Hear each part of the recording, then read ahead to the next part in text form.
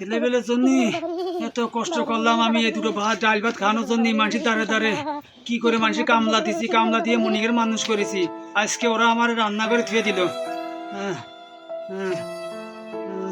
আর বসে বসে আমি আর আটটি পারতেছি না রে, গিরে বল নে।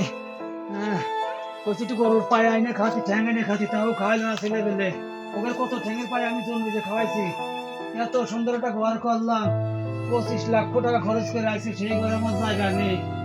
আরে ইট, আরে ইট তোরে আমি কত কষ্ট করে পানি দিছি, কত সুন্দর গ্রিল লাগাইছি, রং করে দিচ্ছি। আর ছেলেগুলো আজকে আমার ওই রান্না করে জায়গা দিচ্ছে। আল্লাহ তুমি দেখো, একদিন এখানে জন্য এই রান্না করে এখানে গোল করে আল্লাহ জায়গা করে দিও।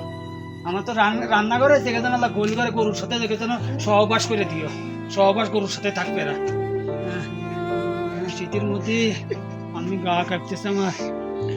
বাবা রায়ান রে, ও বাবা রায়ান। আব্বা একটু শান্তিতে ঘুমাতে দিও না।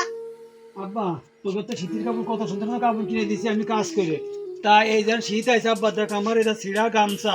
আব্বা এই দেখ এটা ছিঁড়া লুঙ্গি, তাও পড়তে একটা ভালো একটা লুঙ্গি আমার কিনে দিস না আব্বা। তোকে কম কষ্ট মানুষ করে এত সুন্দর ঘর করে দিছে আব্বা। আমি কোন রকম পারবো না, আমার চাকরি নেই এখন।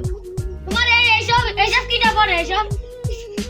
আরে আব্বা তাও আমি একটু গায়ে দিছিলাম, এই হিংসে বানা করে আমার চাদরটা ছিল, গামছাটা ছিল, তাও তুই ছিঁড়ে ফেলালি। আল্লাহ বিচার করবে, আল্লাহ তুমি দেখো, আল্লাহ দেও আমার অবস্থা কি দেখো। আল্লাহ এখানে যেন এসে ছিঁড়া কাপড় পরায়, আর এরা যেন মরার সময় কাপড় যেন না পায়।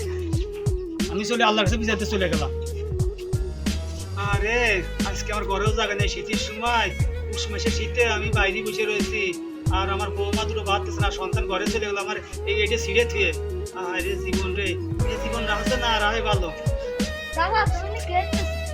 আর বাবু কয়ে না, ওই সাল মানুষ করেছি, ঘর করে দিলাম 25 লাখ টাকা খরচ করে, আজকে আমার ঘরেও জায়গা নেই। সাল ভালো ছিল, ওই বিয়ে করে বৌমা এনে খারাপ হয়ে গেছে বুঝছো। বৌমার কথা শোনে, আর বৌমা ওই যে চালি পড়া ওই ডিম পড়া খাওয়াই দিয়েছে আমার সাল রে। আমার সাল না আমার চেনে না,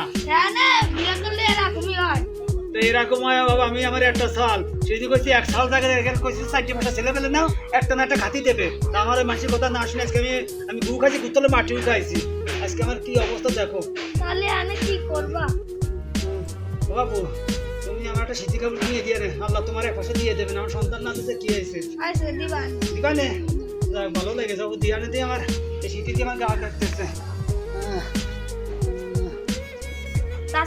চাচা কইলো একটা চাদর দিতে, তা দিয়ে আসি ছেলে পেলে কিরকম হয়ে গেছে। দিয়ে আসি ওই সব তুমি সালে কইলাম ও তো একটা ভালো ছেলে, একটা শীতের কাপড় দিতেন কি দে।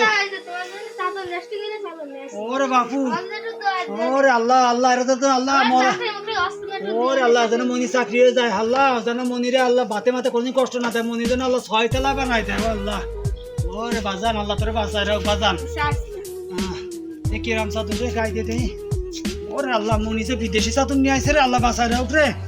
ওরে আল্লাহ এবার আমার একটু ভালো লাগতেছে। ওরে আল্লাহ রে, মনিরে আল্লাহ যেন বাতে কোনদিন কষ্ট না দেয়। সেজন্য মানুষ কয় রে, আপন আছে পর ভালো, পর আছে জঙ্গল ভালো। তারপরে জঙ্গলই ভালো, আর আমার আপন লোকেরা ভালো না, আর জঙ্গলে আমি বাস করবো।